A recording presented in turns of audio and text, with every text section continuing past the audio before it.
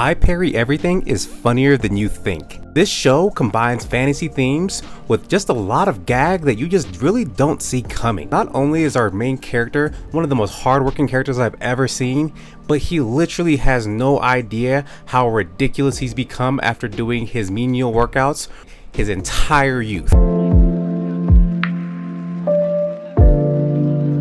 Today we're going to be checking out I Parry Everything. Okay, this one's a new show, it just came out. It's not even an isekai, even though I feel like people are treating it like one. It's just a story about a guy who lives in a fantasy type setting, and he really just gets like no skills. You have no skills and you're a loser! Like, that's kind of like the synopsis. Like, he has no talents for anything.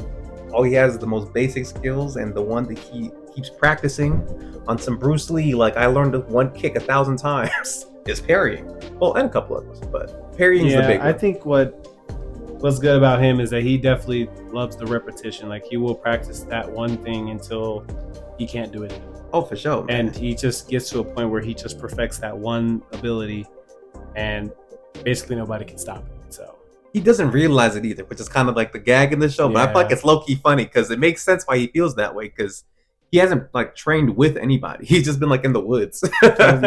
No family, so he's just kind of living. He's like a country bumpkin dude who just finally came down to the city, and he's like, dang, bro, like last time I was down there, because he did go to the city to try to figure out what his talents were. He's like, everybody told me I was trash, but he just doesn't realize like the scale of what his abilities can do.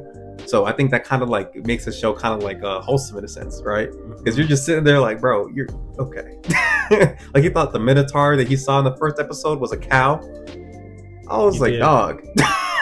And he put on a bunch of muscle just parrying the whole time, which is crazy. And you can honestly tell even like in the first like parts of the episode, because you at first he seems like, okay, maybe he's not quite as strong as he thinks he is, and like he does need to work on certain things, but then you see him doing like manual labor, and this man is literally picking up like tons of material. He definitely excels in that category just because he's been by himself like most of his life. So. Facts. He got that farmer boy strength. Yeah. But honestly, we're getting too deep into the story, because like I said, this is a really wholesome show. I feel like the way the premise is set up, it's definitely going to be pretty interesting, but I feel like it has kind of a slow start. What do you think? I don't know if it's necessarily slow or not. I think they're moving at a okay pace. I just think it's not the. I think it's just because it's not the type of anime I'm like used to watching. So that's why I don't really know if it's really slow or not for me, because this is definitely something different. It almost feels like slice of life.